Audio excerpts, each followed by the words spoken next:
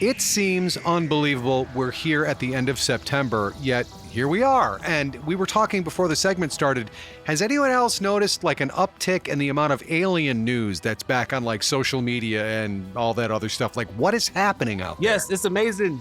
I think now it might be even harder to find actual proof of it with everything, with all the AI and being able to create whatever kind of video you want. You know what I mean? Yeah, it's getting creepy. It's harder to tell like what's real and what isn't these days. Right. But you know what though? How do you think aliens organize a party in space? Okay, that sounds preloaded. Is this a joke coming? Yes, it is. Okay. How do aliens organize a party in space?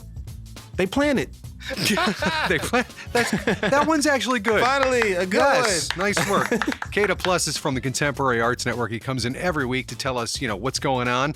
So with that being said, I see the first thing on our list is a local play festival happening in Virginia Beach. Let's talk about it. All right, so that's tonight through Sunday at Zyder's American Dream Theater on Commerce Street in Virginia Beach. Okay, got it. So this is the 2023 Proteus New Plays Showcase 4 fresh works from the Z Playwrights Lab. Very cool. You get to be a part of the excitement and cast your vote for the audience favorite. The winning play receives an extended November run at the theater. The locally written and produced plays include Truth Be Told, Boxes of Someday, I like that title, The Lessons, and Insects and Giants. All local theater, all local playwrights. I love that happening over at the Z. Okay, out to Chesapeake. What are we finding going on out that way? Okay, we got the Fall Family Festival at Isaac Walton Park. That's going to be in Chesapeake on Saturday, September 30th from 12 to 4 p.m. You can head on over to 2136 Trailsend Lane in Chesapeake. Again, expect a family-friendly afternoon packed with entertainment. Somehow they're going to have construction equipment to entertain you and a petting zoo. I don't know how those two things work together. Animals and construction equipment. Come on now. Yeah, so we're also going to have a bounce house and live music by the Tiki Bar Band.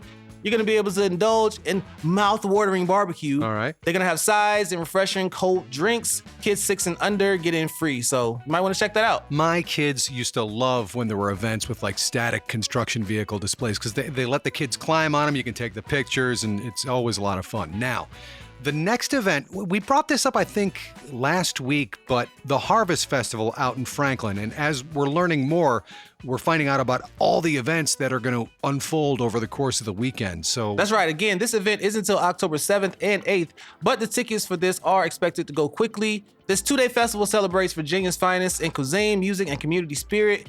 We get to dive into dishes crafted by acclaimed chefs like Harper Bradshaw, Kip Poole, and Nick Hagan. Very nice. Captain Chris Ludford will be serving up Lindhaven's finest oysters.